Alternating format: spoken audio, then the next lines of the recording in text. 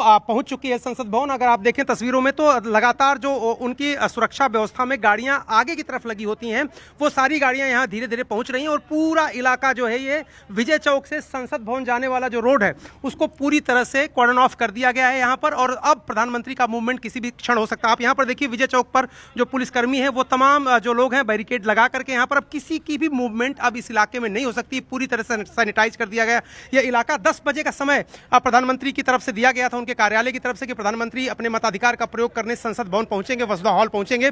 और उसी की तैयारी में जैसा कि आप जानती हैं कि जब प्रधानमंत्री का मूवमेंट होता है तो एसपीजी उस पूरे रास्ते को पूरी तरह से कॉर्डन ऑफ कर देती है, पूरी तरीके से वहां सैनिटाइज कर दिया जाता है। मूवमेंट उन गाड़ियों का भी होता है जो सिक्योरिटी डिटेल में उनके साथ होती हैं। तो एडवांस जो गाड़ियां हैं वो लगातार हैं। आप आगे तस्वीरों में देखिए प्रधानमंत्री का जो मूवमेंट है वो होने वाला है। तस्वीरों में जरा दिखाइए नीरज तिवारी जी, इस वक्त देखिए तस्वीरें, लगातार देखते रहिए आप कि ये जो कारवां है, मुझे लगता है कि प्रधानमंत्री संभवतः आ रहे हैं।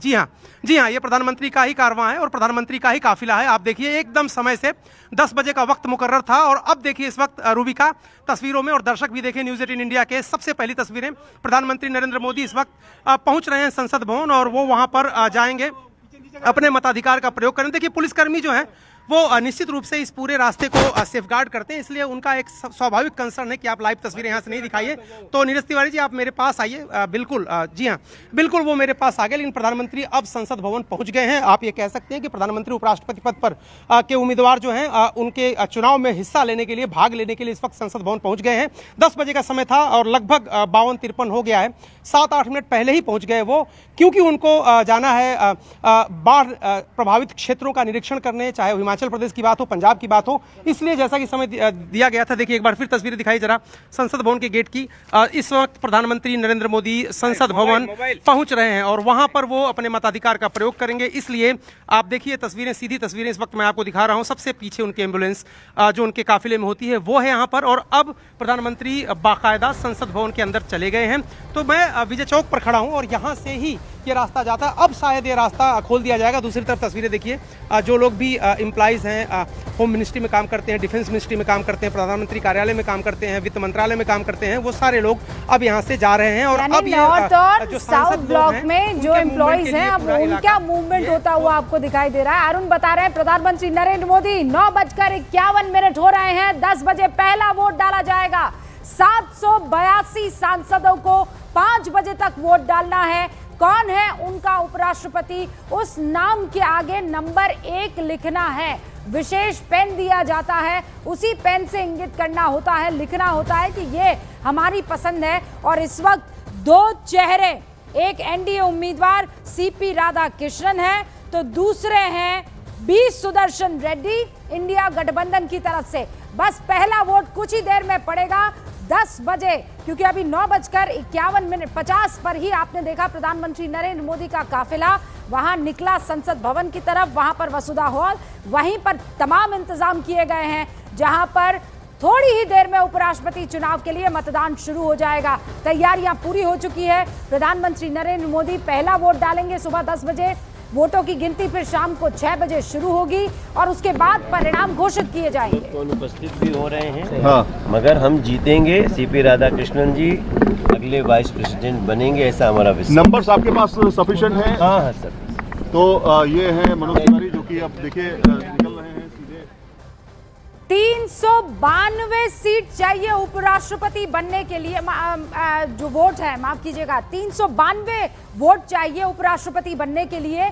लेकिन यहाँ एनडीए के पास, और एनडीए में कौन है, एनडीए पूरा का पूरा कुनबा तो है ही, लेकिन साथ में अगर वाईएसआर सीपी को जोड़ दिया जाए तो 437 यहाँ पर वोट पड़ते हैं।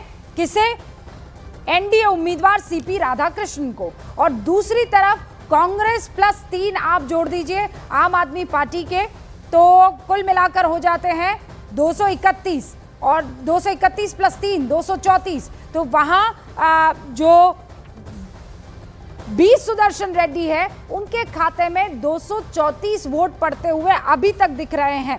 राज्यसभा का भी अगर आंकड़ा जोड़ दिया जाता है तो कांग्रेस के पास 75 है और आम आदमी पार्टी के 9, तो कुल हो जाता है 318। और इन दोनों को अगर जोड़ दिया जाता है तो आप देखिए इंडिया गठबंधन के बी सुदर्शन रेड्डी को उतने वोट नहीं पड़ेंगे जितना साफ तौर पर यहां पर मिलते हुए दिख रहे हैं सीपी राधाकृष्णन को। महाराष्ट्र भवन में सीपी राधाकृष्णन इंतजार कर रहे हैं और उधर एक और बड़ी खबर आ गई है।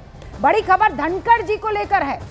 कांग्रेस नेता सचिन पायलट बीजेपी पर निशाना साधते हुए एक सवाल पूछ रहे हैं और वो सवाल पूछ रहे हैं कि जगदीप धनखड़ कहां है, धनखड़ ने अचानक इस्तीफा क्यों दिया। सच्चाई एक दिन सबके सामने आएगी।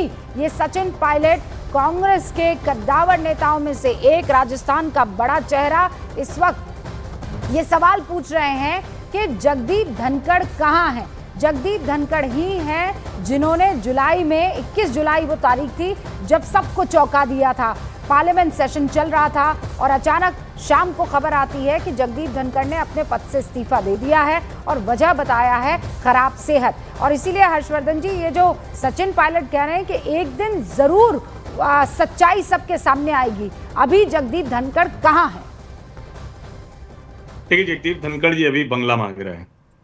वो चले गए हैं अभय चौटाला जी के फार्म हाउस पे और कह रहे हैं कि हमें बंगला दे दीजिए। जो हमें प्रोटोकॉल के लिहाज से जो एक्स वाइस प्रेसिडेंट्स होते हैं उनको जो बंगला मिलना है, तो उन्होंने औपचारिक तौर पर शहरी विकास मंत्रालय को लिख दिया है। और मुझे लगता है कि अगर जगदीप धनखड़ को कोई बात कहनी होती उससे इतर जो उन्होंने कहा था अपनी चिट्ठी में कि स्वास्थ्य कारणों से, तो वो अब तक कह चुके होते। यानी क्या वो बिल्ली के भाग से छींका फूटने वाला है? तो नहीं फूटने वाला है। क्या हम एकदम वो मान लें? अब अमित शाह भी कह चुके हैं, सब कह चुके हैं, लेकिन हम लोग तो नहीं मान सकते हैं कि वो इतना आसान सा था कि अचानक सत्र चलते में स्वास्थ्य कारणों से कर दिया। उस पर खूब चर्चा हो चुकी है। निश्चित तौर पर उनके कुछ तो ऐसी वजहें थी। अब वो वजह कब सामने आएगी और उसका क्या परिणाम होगा, मुझे नहीं लगता कि जब तक वो अगर वजह सामने आएगी भी कभी कोई और, तो उसका कोई परिणाम ऐसा कोई आने वाला है। अभी तो ये साफ है कि उन्होंने स्वास्थ्य कारणों से इस्तीफा दिया और वो कोई बात कहने को तैयार नहीं। यहां तक कि विपक्षी कुछ नेता थे, उन्होंने 2 बार संदेश भेजा, प्रयास किया। जब वो वीपी इनक्लेव में रहते थे तो 2 बार उनको संदेश भेजा कि हम आपसे मिलने आना चाहते हैं। उन्होंने कहा कि अभी हम किसी से नहीं मिलेंगे।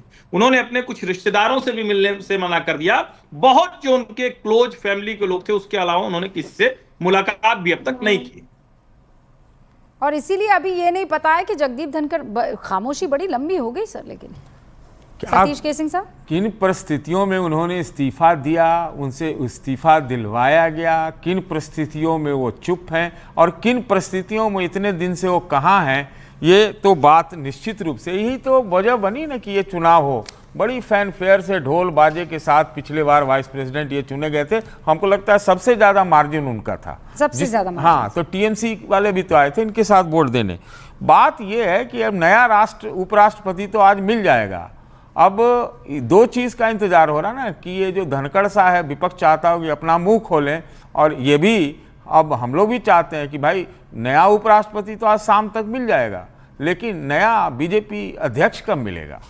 अच्छा, लगे हाथ ये सवाल भी पूछ लिया। वो देखिए हर्षवर्धन जी जो है मुस्कुराते हुए, और ये ना इन्हीं परिस्थितियों में ना थोड़ा सा जो आप इसमें रोमांच देख रहे हैं कि चुनाव है, बीच में अभी रूडी और वो क्या नाम है अपना दुबे जी का इधर उधर का हो रहा है। सवाल तो हम पूछ लिए हैं ना। तो मैं कह रहा हूँ कि सारी परिस्थितियों को मिला के ही तो राजनीति बनती है। अच्छा, वो नीरज भी हमारे साथ जुड़ चुके हैं। वो होटल मानसिंह के बाहर मौजूद हैं, इसलिए क्योंकि वहां पर इंडिया गठबंधन के उम्मीदवार सुदर्शन रेड्डी जी रुके हुए हैं। जरा नीरज का रुख कर लेते हैं। नीरज, वहां किस तरीके की हलचल है?